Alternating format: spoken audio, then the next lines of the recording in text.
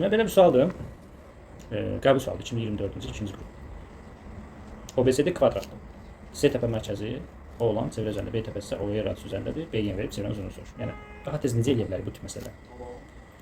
Birinci nəyə fikir veririk? Bax, OBCD kvadrat isə onun tərəflər bərabərdə x götürə bilirəm hamısı hər tərəfini. İndi OC-ni birləşdirin. Bax, OC radiusdur da.